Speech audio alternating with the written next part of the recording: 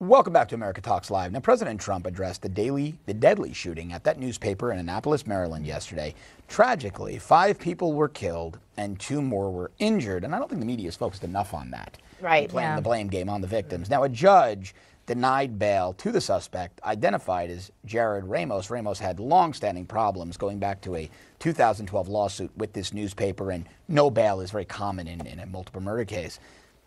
Yeah, and President Trump made the remarks about the shooting just a few moments ago during a speech at the White House on tax reform. Here's a little bit about what he had to say. This attack shocked the conscience of our nation and filled our hearts with grief. Journalists, like all Americans, should be free from the fear of being violently attacked while doing their job. To the families of the victims, there are no words to express our sorrow for your loss. Horrible, horrible event, horrible thing happened. Meanwhile, Reuters editor Rob Cox blamed President Trump for the Maryland newspaper shooting just hours after it happened. He tweeted this and then later deleted this post. It reads, "This is what happens when Donald Trump calls journalists the enemy of the people. Blood is on your hands, Mr. President," he wrote. "Save your thoughts and prayers for your empty soul." Cox then later apologized, tweeting that when he saw the news, he responded emotionally and inappropriately. He says that his comments were not in keeping with Reuters' trust principles against making snap judgments.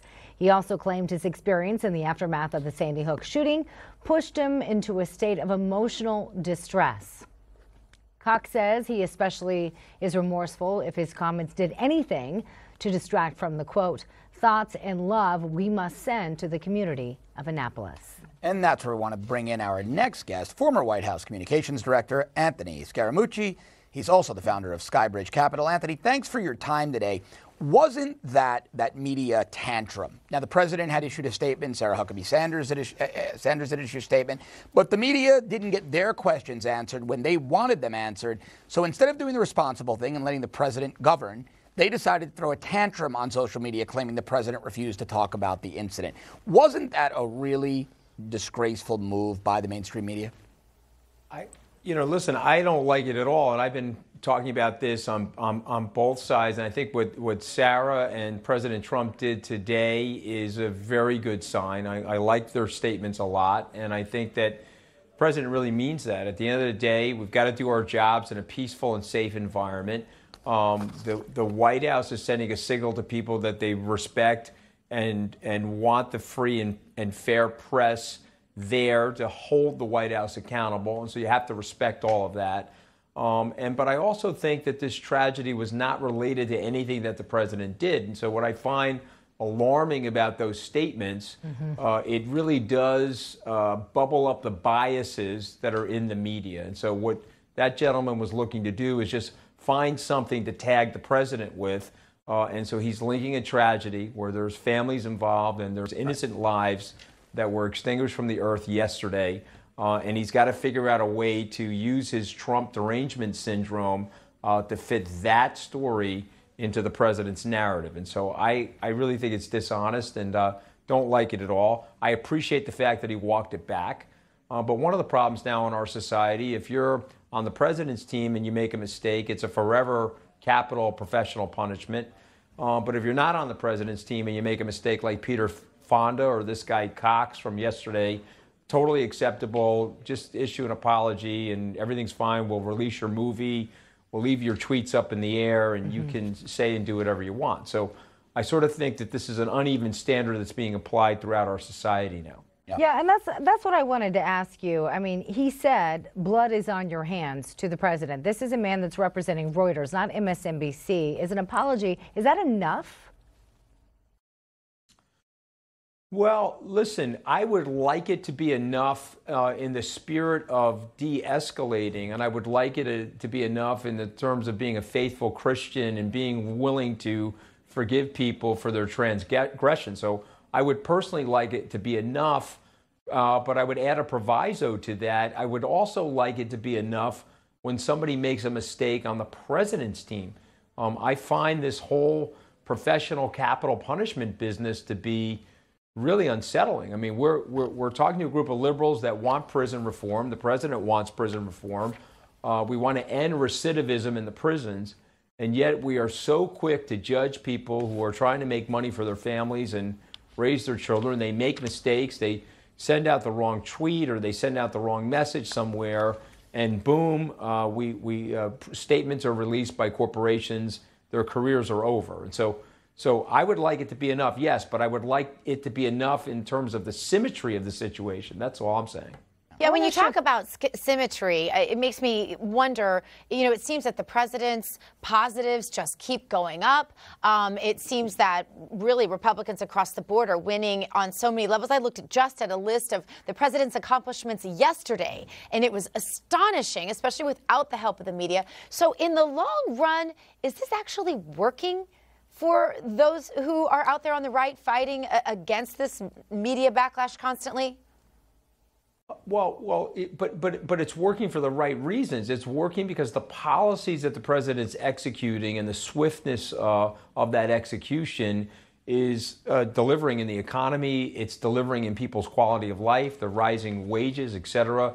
The fact that unemployment is at a historic low in the African American and Hispanic American communities. And so it would make sense for the president's approval ratings to be up. If he had any level-headed media objectivity, observation / assessment of his administration, I think his approval rating would be way through 50%. But if you look at the Harvard study says 91% of the media is negatively biased towards the president. And so, look, again, I have said this publicly. I don't mind sharing it with you guys. We have to de-escalate. I think if we have a mutual de-escalation, end the war on the media from the administration, have the media end the war on President Trump, and let's start looking at this stuff objectively. But I also think that scares them. They don't like President Trump for whatever reason. They want their policies in there. Their policies are loser policies, frankly. We've got the right policies. And so, and I could happily debate anybody on these policies. I mean, self-determination, deregulation, empowering people is what's going to work for the economy and what's going to work for the health and well-being of our society. The free stuff is not going to work. So they just don't like it. So it's weird that's going on right now. They're moving the rhetoric towards more violence. They're moving the rhetoric towards more bellicosity. And it's having this reversionary effect on the president that's quite positive. And so if they were smarter, frankly, they would even change tactics because of that. Anthony, I want to shift gears now and also talk about the Supreme Court and what the president is doing to get a new justice confirmed. President Trump, as you know, reportedly met with many senators from states that he won during the 2016 election, and he wanted to kind of get their advice. Some of the senators at the meeting were reportedly Heidi Heitkamp, Joe Manchin, Joe Donnelly, all of whom are Democrats. Now, despite the president meeting with those three Democratic senators, Anthony, former Arkansas Governor Mike Huckabee said Democrats won't budge on anyone Trump nominates. And I really like Governor Huckabee's choice of words. Let's take a listen. Now Democrats act like, no, if it's a Republican president, he doesn't get to do that. Well, why not? I think the Democrats are going to be unhappy with whoever Donald Trump puts forward. If he put Moses up for the possibility of being Supreme Court justice, the ultimate lawgiver, the Ten Commandments, they would still be against it. Anthony, is the president right if he nominated Moses, who wrote the Ten Commandments, as a Supreme Court justice, the guy who essentially created law, would Democrats still oppose it? Well, I'm hoping God wrote the Ten Commandments and delivered them to Moses, well, but I get the point. I mean, listen, I absolutely see that. I mean, listen, you've got judges on the circuit level that got approved by the Senate 97-0. They go up for the Supreme Court, boom, it splits down the middle as it relates to the Democrats and the Republicans. You can trace this sort of nonsense back to the Bush-Gore campaign of 2000. I think that really caused a major schism. And ultimately, when the Supreme Court decided Bush versus Gore, people went into their camps and they're sitting in their camps. They're saying, boy, these Supreme Court justices really matter. They could even matter as it relates to a presidential election. And so what's happening now, you have this level of rigidity. And so, people forget that it was Harry Reid that put forth the nuclear option in the first place.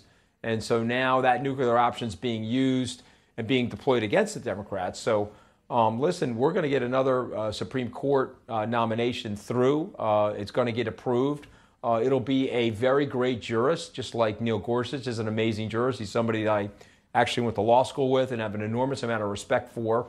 And the president is actually very, very good at evaluating this stuff. And so my prediction is there'll be a lot of rabble-rousing. There'll be a lot of contention and screeching. And on the Democratic side, they'll use a lot of this stuff for fundraising and these form letters that they send out to their constituents to raise the money for the midterms. But before the midterm election, the Supreme Court will have another justice. And so and I want you to fair expand more about that. Not to impartial. interrupt you. Oh, I'm sorry. Go ahead. We just got 30 more seconds. My apologies for interrupting you, Anthony. No, that's okay. I'm just saying that we're going to end up with an impartial justice. What was your question? And then I'll let you hop. Actually, we're going to go to break. Anthony Scaramucci, we still have a lot more to discuss with you. We, of course, want to talk about we're going to talk about Rod Rosenstein and that exchange between Rosenstein, Trey Gowdy, and Jim Jordan yesterday, Anthony. We want to get your take on that in just a minute. Stick with us. You're with America Talks Live.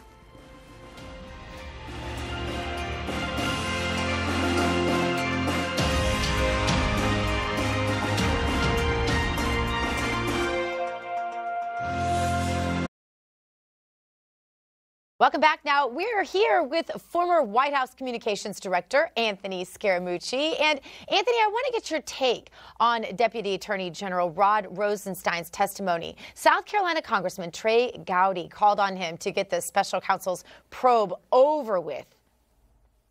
If you have evidence of wrongdoing by any member of the Trump campaign, present it to the damn grand jury. If you have evidence that this president acted inappropriately, present it to the American people. Whatever you got, finish it the hell up. Now, the Deputy Attorney General has until next Friday to hand over all the documents on the investigation into Russian election interference and Trump's campaign. The House voted along party lines on that measure. However, it doesn't say what would happen should Rosenstein fail to meet that deadline. So many are speculating. Now, Rosenstein said the DOJ has hundreds of officials working to meet those lawmakers' demands. Do you think they'll make it, Anthony? And if they don't make it, do you perceive any real consequences of their refusal? Well, I think they'll make it, but if they don't make it, I don't see any consequences, actually. And so that's the frustration I think Trey Gowdy is exposing there. But, listen, I'm obviously a Trump loyalist, but I also like calling balls and strikes. I know Rod Rosenstein for 33 years.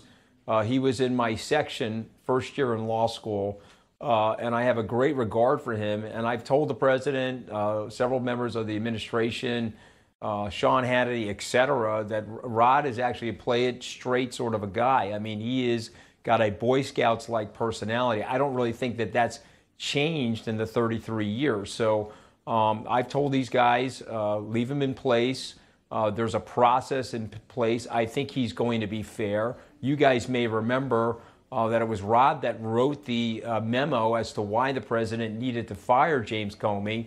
And then, lo and behold, it turns out that obviously the president was right in firing him. I mean, look at what the Inspector General said about James Comey. So these guys are singling out Rod because of the situation that's going on, some of the misinformation that's out there, some of the weaponization of these agencies and departments that were used for political means, which obviously is a terrible thing to do to our society because we're basically a society of laws and the rule of law, and people need to be subordinate to that. But I don't think Rod is actually the problem. And so a while back, maybe 2 months ago, Rod went into the West Wing. It was on a Thursday, and he told the president that he actually wasn't a target of these investigations. You guys may remember that.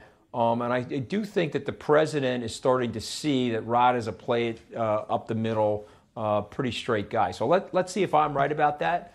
But if he doesn't come through on that deadline, I don't see the consequences because that's the nature of Washington. I mean, these guys play games with each other. I mean, the American people don't like it. I mean, one of the reasons why the president got elected is that the American people don't like the gamesmanship and the special interest circuit that goes on in Washington.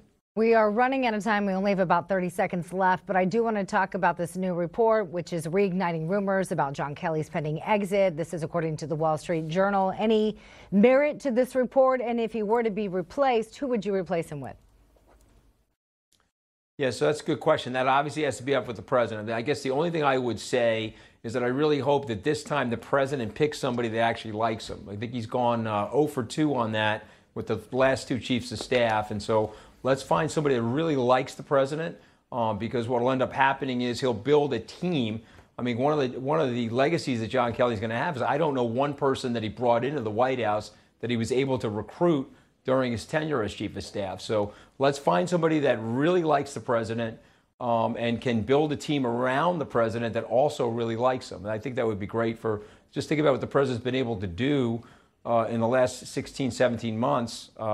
And if he had that in addition to everything else, just think about the next 3 years, how great they would be. It would So be. you seem to be suggesting he doesn't like him. No names yet, but I'm sure as soon as you find somebody, you'll let us know. I think I made that pretty clear, right? Yeah, You did. Anthony Scaramucci, thanks. No bones about it. Thanks very much for being here today. We'll be right Pretty back. obvious. Happy 4th, guys. You too.